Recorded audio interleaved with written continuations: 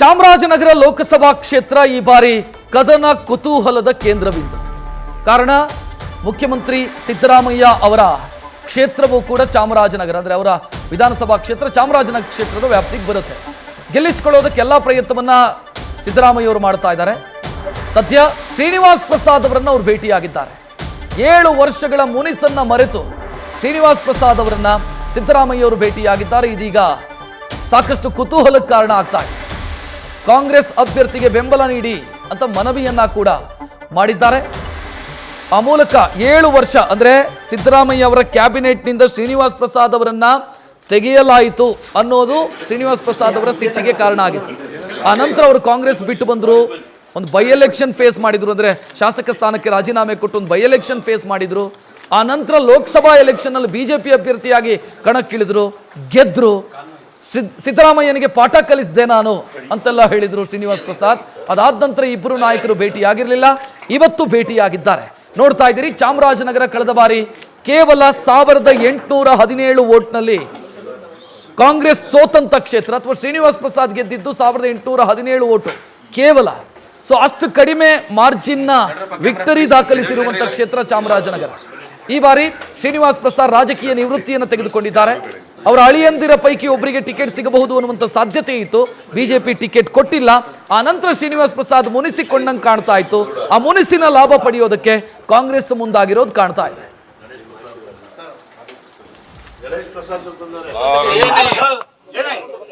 ಬಹಳ ದೀರ್ಘಕಾಲದಿಂದ ಸ್ನೇಹಿತರಾಗಿದ್ದವರು. ರಾಜಕೀಯವಾಗಿ ಅವರು ಬಿಜೆಪಿ ಹೋಗಿದ್ರು, ನಾನು ಕಾಂಗ್ರೆಸ್ ನಲ್ಲಿದ್ದೆ. ಮತ್ತೆ ಈಗ ರಿಟೈರ್ ಆಗ್ಬಿಟ್ಟಿದ್ದಾರೆ. ರಿಟೈರ್ಡ್ ಆದ್ಮೇಲೆ ನಾನು ಬರಕ್ಕಾಗಿರ್ಲಿಲ್ಲ.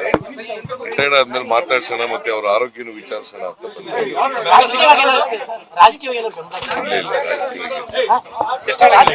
ಅವರು ಎಲ್ಲೂ ಬರಲ್ಲ ಅಂತ ಹೇಳ್ಬಿಟ್ಟು ಘೋಷಣೆ ಮಾಡ್ಬಿಟ್ಟಿದ್ದಾರೆ.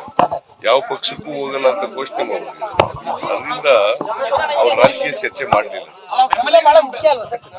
ರಾಜಕೀಯವಾಗಿ ಯಾವ ಪಕ್ಷಕ್ಕೂ ಬೆಂಬಲ ಕೊಡಲ್ಲ ಅಂತ ಅಂದ್ಮೇಲೆ, ಯಾವ ಪಕ್ಷದ ಪರವಾಗೂ ವೋಟ್ ಕೇಳಲ್ಲ ಅಂದ್ಮೇಲೆ ರಾಜಕೀಯ ಚರ್ಚೆ ಮಾಡೋದ್ರಿಂದ ಪ್ರಯೋಜನ ಏನು? ಅವ್ರು ಏನ್ ಹೇಳಿದೀನಿ ಅಂತಂದ್ರೆ, ನೀವು ಕಾಂಗ್ರೆಸ್ ನಲ್ಲಿ ಇದ್ದವರು ಕಾಂಗ್ರೆಸ್ ಬಗ್ಗೆ ಸಿಂಪತ್ತಿ ಇರ್ಲಿ ಅಂತ ಹೇಳಿದೀನಿ ಅಷ್ಟೇ. ಅವರು ಚುನಾವಣಾ ಪ್ರಚಾರಕ್ಕೆ ಬಂದಿದ್ದಾರೆ ಕಳೆದ 2 ದಿನ. ಅದೇ ರೀತಿ ಈಗ ನನ್ನ ಆರೋಗ್ಯ ವಿಚಾರಿಸಕ್ಕೆ, ಈಗ ನಾನು ರಾಜಕೀಯದಿಂದ ನಿವೃತ್ತಿಯಾಗಿದ್ದೇನಲ್ಲ, ನನ್ನ ಆರೋಗ್ಯ ವಿಚಾರಿಸಕ್ಕೆ ಬಂದಿದ್ದಾರೆ. ಆರೋಗ್ಯ ಬಹಳ ವರ್ಷಗಳಿಂದ ನಾವು ಅವರು ಸ್ವಲ್ಪ ಬೇರೆ ಬೇರೆ ಕಾರಣಗಳಿಗೆ ದೂರ ಆಗಿತ್ತು. ಮತ್ತೆ ಇವತ್ತು ಭೇಟಿಯಾಗಿತ್ತು. ರಾಜಕಾರಣ ಚರ್ಚೆ ಆಗಿದೆ ಸರ್. ಅಷ್ಟು ದೀರ್ಘವಾಗಿ ಚರ್ಚೆ ಆಗಲಿಲ್ಲ. ರಾಜಕಾರಣ ಚರ್ಚೆ ಆಗಲಿಲ್ಲ, ಚರ್ಚೆ ಮಾಡಲಿಲ್ಲ ರಾಜಕಾರಣದ ಬಗ್ಗೆ. ಬೇರೆ ಬೇರೆ ನೆನಪುಗಳು ನಾವು ಮಾಡ್ಕೊಂಡು ಅಷ್ಟೇ. ಕಾಂಗ್ರೆಸ್ ಪಕ್ಷಕ್ಕೆ ಬೆಂಬಲ ಕೊಡಿಯುತ್ತೆ. ಈಗಾಗಲೇ ನಿವೃತ್ತಿ ಘೋಷಣೆ ಮಾಡಿದ್ದಾರೆ. ಸಹಜವಾಗಿ ನಾವು ಅವರ ಮಂತ್ರಿಮಂಡಲದಲ್ಲಿ ಸಚಿವರು ಕೂಡ ಆಗಿದ್ದವು, ಬಹಳ ಆತ್ಮೀಯರಾಗಿದ್ದವು. ಹಾಗಾಗಿ ಸಹಜವಾಗಿ ಕೇಳ್ತಾರೆ ಆತ್ಮೀಯರ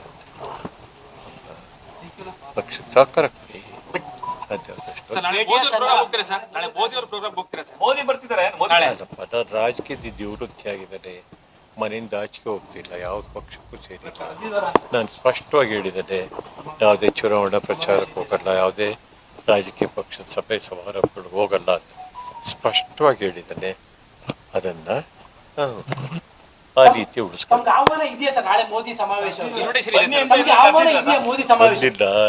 ಬರೋದು ಇಲ್ಲ, ಹೋಗೋದು ಇಲ್ಲ. ನಾನು ಯಾವುದೂ ನಿರೀಕ್ಷೆ ಮಾಡಲ್ಲ. ಯಾವುದೂ ಕೂಡ ಇವರೇ ಬರಬೇಕು ಇವರೇ ಬರಬೇಕು ಅಂತ ಯಾವುದೂ ನಿರೀಕ್ಷೆ ಮಾಡಿಲ್ಲ. ಸಹಜವಾಗಿ ಬಹಳ ಪ್ರೀತಿಯಿಂದ ಆತ್ಮೀಯತೆಯಿಂದ ಬಹಳ ವಿಶ್ವಾಸದಿಂದ ಬಂದಿದ್ದಾರೆ. ಸೌಜನ್ಯಯುತವಾಗಿ ಬರಮಾಡ್ಕೊಂಡಿದ್ದಾನೆ, ಮಾತಾಡಿದ್ದಾನೆ. ಸಹಜ ಅಲ್ಲ ಅದು. ವಿರೋಧ ಪಕ್ಷದಲ್ಲಿದ್ದಾಗ ಅವ್ರನ್ನ ಹೊಗಳು ಮಾತಾಡೋಕ್ಕಾಗ್ತಿಲ್ಲ. ವಿರೋಧ ಪಕ್ಷದಲ್ಲಿದ್ದಾಗ ಹಾಗೆ ಮಾತಾಡ್ಬೇಕಲ್ಲ, ಅವರು ಮಾತಾಡ್ಬೇಕು, ನಾವು ಮಾತಾಡ್ಬೇಕು. ಆದರೆ ಅದರ ಶತ್ರುತ್ವ ಇದ್ದಿದ್ದ ಅದ್ರ ಅಂತ್ಯನ ಸರ್ ಇದು. ರಾಜಕೀಯವಾಗಿ ಅಂತ್ಯ ಆಗಿದೆ. ಇನ್ನು ರಾಜಕೀಯವಾಗಿ ನಮಗೆ ಅವ್ರಿಗೆ ಎಲ್ಲೂ ವಿರೋಧ ಮಾಡೋದು ಪರ ಇಲ್ವೇ ಇಲ್ಲ, ಪ್ರಶ್ನೆ ಬರೋದಿಲ್ಲ.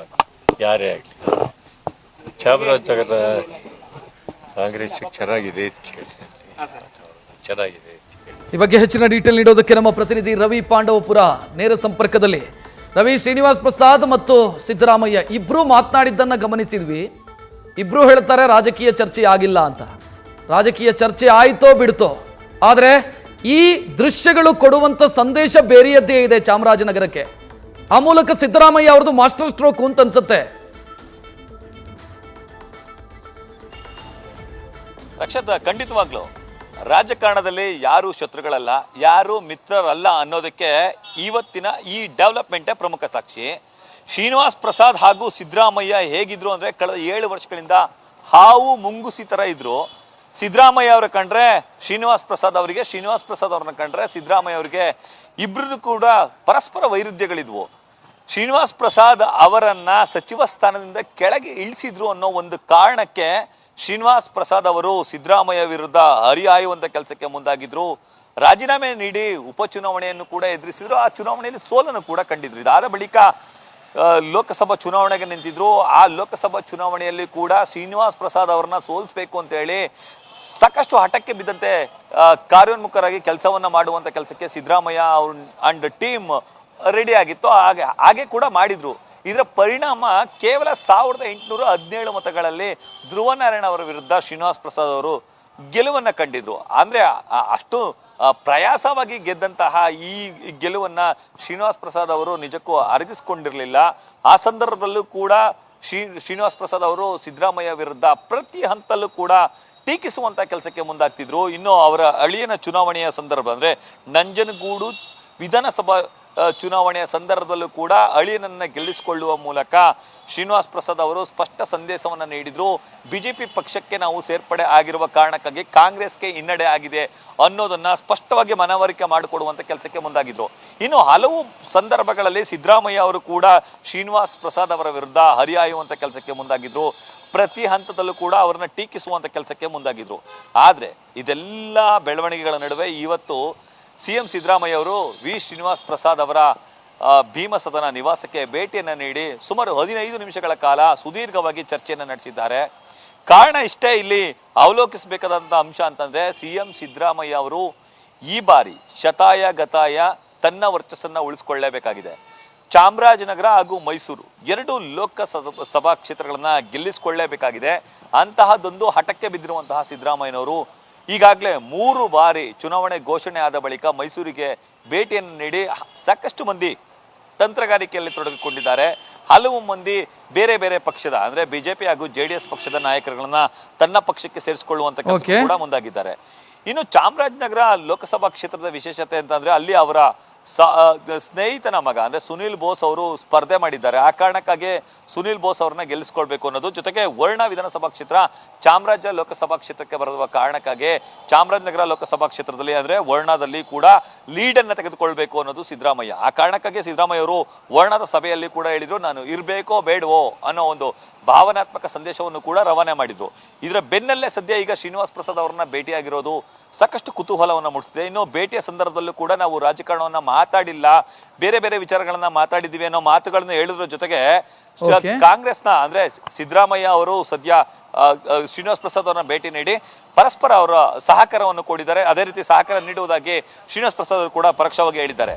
ರಕ್ಷತ್, ಥ್ಯಾಂಕ್ ಯು ರವಿ ಮಾಹಿತಿಗೆ. ನ್ಯೂಸ್ ಫಸ್ಟ್ ನಿರ್ಭೀತಿಯಿಂದ ನಿಮ್ಮ ಪರವಾಗಿ.